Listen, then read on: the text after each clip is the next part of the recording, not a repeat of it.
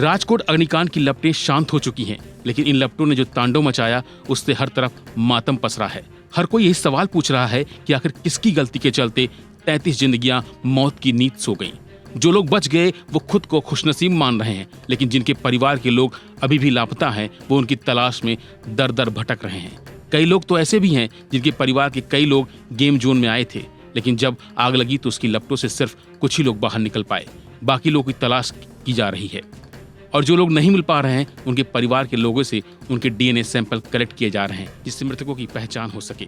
इस बीच जानकारी निकल के आई कि गेमिंग जोन में फायर सेफ्टी को लेकर कोई इंतजाम नहीं किए गए थे। साथ ही वहां पेट्रोल और डीजल पड़ा था। इसके साथ ही जानकारी ये भी सामने आई कि गेमिंग जोन में कुछ बिल्डिंग का काम चल रहा था, जिसकी वजह से ये पूरी आग लगी है और इसकी पुष्टि खुद पुलिस के अधिकारियों ने की।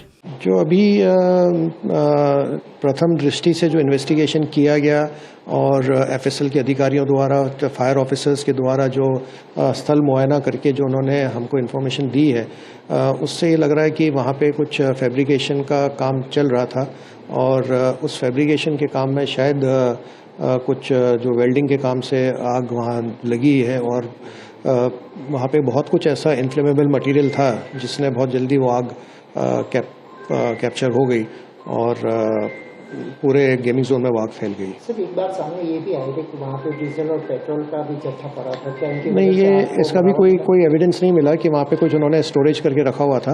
ये बात अभी तक हमको एफएसएल या फायर ऑफिसर किसी ने नहीं बताई कि कोई इस तरह का वहाँ पे जत्था स्टोरेज में था। वहीं हादसे के बाद राज्य के मुख्यमंत्री भूपेंद्र पटेल ने गृह मंत्री के साथ घटनास्थल का दौरा किया। मुख्यमंत्री और गृह मंत्री घायलों से मिलने के लिए एम्स और गिरिराज अस्पताल भी पहुंचे और घायलों से मुलाकात कर उनका हालचाल जाना। फिलहाल घटना को लेकर एसआईटी को मामले की जांच करने के निर्देश दिए गए हैं और दोषियों के खिलाफ कड़ी कार्रवाई की बात की जा रही है। दरअसल राजकोट के नाना मावा रोड पर टीआरपी गेमिंग जोन में शनिवार शाम को आग लग गई। पुलिस ने तुरंत कार्रवाई करते हुए गेम जोन के संचालक मालिक सहित 3 लोगों को गिरफ्तार कर लिया। टीआरपी गेमिंग जोन में लगी आग इतनी भीषण थी कि करीब 5 किलोमीटर तक धुएं का गुबार दिखाई दिया। जानकारी के मुताबिक गेमिंग जोन के अंदर भारी मात्रा में लकड़ियों के फर्नीचर के अलावा लकड़ियों के बाकी मटेरियल और टायर मौजूद थे, जिसकी वजह से आग इतनी जल्दी फैल गई। साथ ही बताया जा रहा है कि पूरा गेमिंग जोन ईंट, कंक्रीट से बजाय टीन शेड और स्ट्रक्चर लकड़ियों से बनाया गया था। इसकी वजह से आग बढ़ती चली गई और पूरा गेमिंग जोन आग की वजह से खाक हो गया।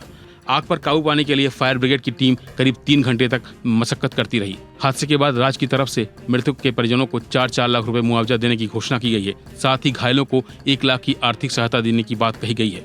मुख्यमंत्री के आदेश के बाद मामले की जांच भी होगी, रिपोर्ट भी आ जाएगी। लेकिन सवाल यह है, जब गेमिंग जोन के पास फायर एनओसी नहीं था, उसके रक्षा उपकरण भी काम नहीं कर रहे थे, तो ये गेमिंग जोन चल कैसे रहा था? और क्या इस मामले में स्थानीय प्रशासन की गलती नहीं है? फिलहाल इस खबर में इतना ही। बाकी अपडेट के लिए बने रहिए वन इंडिया हिंदी के साथ।